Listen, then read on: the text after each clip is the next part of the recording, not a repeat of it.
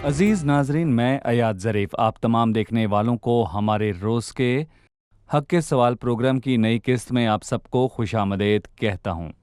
वो तमाम सवालात जो हमें इस प्रोग्राम में मिले हैं वो मसीही ईमान और मसीही ज़िंदगी के गिर्द घूमते हैं। हम अफराद की सवाल और मज़ाहमत करने की आज़ादी का एहतराम करते हैं और कोशिश करते हैं कि बाइबली और मंतकी जवाब दिया जाए। आज जो हमें सवाल मौसूल हुआ है वो ये है, क्या मूसा ने तौरात अपनी अक्ल समझ से लिखी? क्या तौरात सूरमाओं को बयान करती है? इस सवाल का जवाब जानेंगे हम एक छोटे से वक्फे के बाद।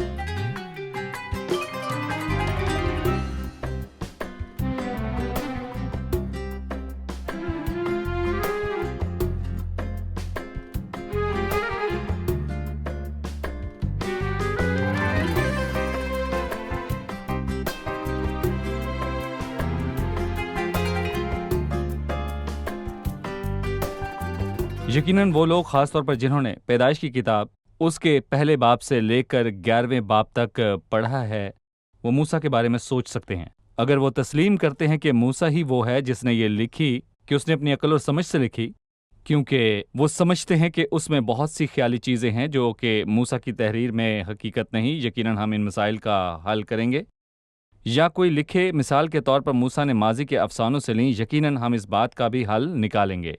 मगर आए मिलकर देखते हैं कि कैसे मूसा ने लिखी। क्या वाकई मूसा ने पहला, दूसरा, तीसरा, चौथा और पांचवां बाब लिखा?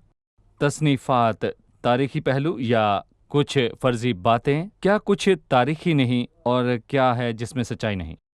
मैं आपके लिए एक रियाजी दान की गवाही बयान करूंगा।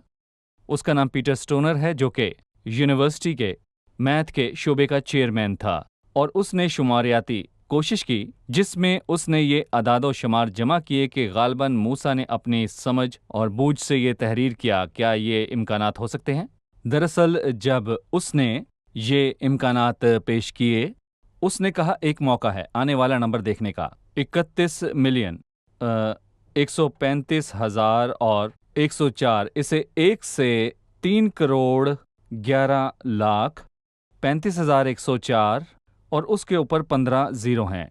इसलिए ये ख्याल करना कि मूसा ने अपनी समझबूझ से ये तहरीर की है बिल्कुल बेबुनियाद है। ऐसा मुमकिन नहीं है। मगर जो कुछ भी मूसा ने तहरीर किया, क्या वो पाकरू के इल्हाम से किया? आप पूछ सकते हैं कि मूसा ने कहाँ आसमान और ज़मीन देखी। मैं पूछना चाहूँगा कि खुदा ने कब ये कहा कि मूसा आओ मैं तुमसे कलाम करूँगा? खुदा खालिक है और उसने अपने खादिम मूसा पर इल्हाम किया। वही है जिसने मूसा से कलाम किया। लिहाजा ये ना कहें मूसा ने आसमान और ज़मीन को कहाँ देखा। मूसा ने आदम और हवा को कहाँ देखा? मूसा कहाँ था जब सांप बोला? खुदावंद वाहिद है जो मूसा पर इल्हाम जाहिर करता है। कुछ और भी है, खुसूसन पैदाइश के पहले 11 अबवाब मूसा ने तहरीर किए, और मैं पहले, दूसरे और तीसरे बाब पर तवज्जो दूंगा।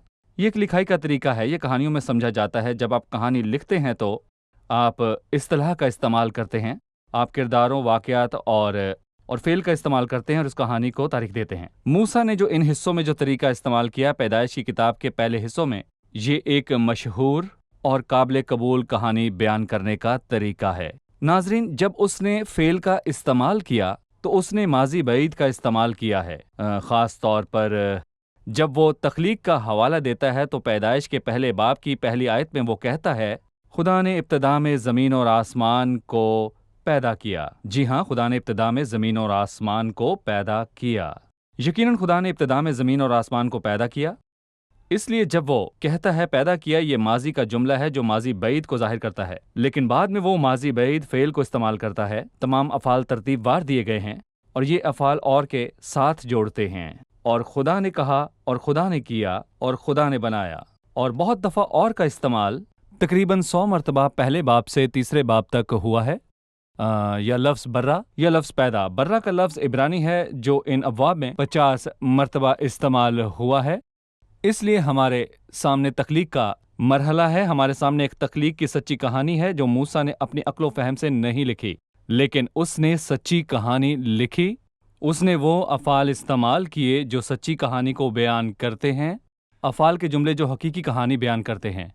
लेकिन जब फिर आप तारीख़ पढ़ते हैं, एक मुसन्निफ़ को तारीख़ बयान करने के लिए बहुत से लवाज़मात की ज़रूरत पड़ती है। کسی بھی تاریخ دان کو لکھنے کے لیے نام، مقامات اور وقت جاننے کی ضرورت ہوتی ہے۔ اس کا مطلب ہے کہ اسے جغرافیائی لوگوں کے نام اور وقت لکھنے ہوتے ہیں، یہ کب ہوا، کون سا سال تھا، کتنے برسوں بعد، کیا کوئی ایسی کہانی اور تاریخ ہے، ورنہ یہ تاریخ نہیں رہے گی۔ کیا موسیٰ نے پیدائش کی کتاب میں جغرافیائی مقامات کو بیان کیا؟ کیا موسیٰ نے پیدائش کی تاریخ بیان کی؟ کیا اس نے نام لکھا؟ یقیناً جی۔ جب کلام مقدس ہمیں بتاتا ہے کہ خدا نے مشرق کی طرف عدن میں ایک باغ لگایا، یہ حوالہ ہے جس میں جگہ بیان کی گئی ہے اور ہمیں چاروں دریاؤں کا بتایا گیا ہے، فیسون، جیہون، دجلہ اور اسور، اور ہم جانتے ہیں کہ دجلہ اور اسور کہاں ہیں، اس لیے یہ مخصوص نام ہے۔ یہ بھی بتایا گیا کہ آدم، ہوا اور اس کے بچے قائن، ہابل اور سیت، ان کا نسب نامے کی فہرست اور مخصوص عمر کہ وہ 930 برس زندہ رہا، دوسرا 969 برس زندہ رہا۔ اس لیے ہمارے سامنے تاریخ ہے۔ موسیٰ نے جو بھی لکھا وہ من گھڑت نہیں ہے، اس نے سورما نہیں لکھے بلکہ تاریخ لکھی۔ اس لیے پیدائش کی کتاب تاریخ کی کتاب ہے۔ اس وجہ سے وہ تمام پہلو موسیٰ نے استعمال کیے جو کہ ایک تاریخ دان تاریخ لکھنے کے لیے استعمال کرتا ہے۔ اس نے جغرافیائی مقامات لکھے، اس نے کرداروں کے نام لکھے، اس نے واقعات اور مواقع لکھے، اور اس نے دریاؤں کے نام، تاریخ، عمریں اور تمام واقعات کی تاریخیں لکھیں، اور یہ سب کچھ موسیٰ نے لکھا۔ ناظرین، ہمارے سامنے خدا کا کلام ہے۔ کچھ اور ہے جو ہمیں جاننے کی ضرورت ہے۔ جب آپ پیدائش کی کتاب میں تخلیق کو دیکھتے ہیں اور زبور کی کتاب میں تخلیق کو دیکھتے ہیں تو خیال پر غور نہ کریں بلکہ دو پہلوؤں کو دیکھیں۔ اس کا مطلب ہے کہ جب کلام مقدس زبور کی کتاب میں تخلیق کے بارے میں بات کرتا ہے، خاص طور پر زبور 19 کہتا ہے، آسمان خدا کا جلال ظاہر کرتا ہے اور فضا اس کی دستکاری دکھاتی ہے۔ کیوں؟ کیونکہ حقیقت میں یہ ایک شاعری کتاب ہے، اور شاعری کے انداز میں یہ بہت واضح ہے کہ آپ استعارے کا استعمال کر سکتے ہیں۔ ایسے ہی اگر آسمان ایک فرد ہے اور وہ بات کرتا ہے، پھر اس کی زبان ہے اور یہ بولتا ہے، آسمان خدا کا جلال ظاہر کرتا ہے۔ کیا آسمان بولتا ہے؟ ہاں، کیونکہ یہ ایک شاعری کی کتاب ہے، مگر جب آپ پیدائش کی کتاب کا مطالعہ کرتے ہیں تو آپ جانیں گے کہ خدا نے کیا کیا۔ اس نے پہلے دن روشنی بنائی اور اس نے دوسرے دن کیا کیا، کیونکہ یہ تاریخی واقعات ہیں۔ اس لیے تخلیق کی تفصیلات پیدائش کی کتاب میں ہیں، کیونکہ یہ تاریخی کتاب ہے۔ مگر عزیزو، ہمیں زبور کی کتاب میں شاعری کے انداز میں علامتی طور پر تخلیق نظر آتی ہے۔ عزیز ناظرین، اگلی قسط میں پھر ملاقات ہوگی۔ خداوند آپ کو برکت دے۔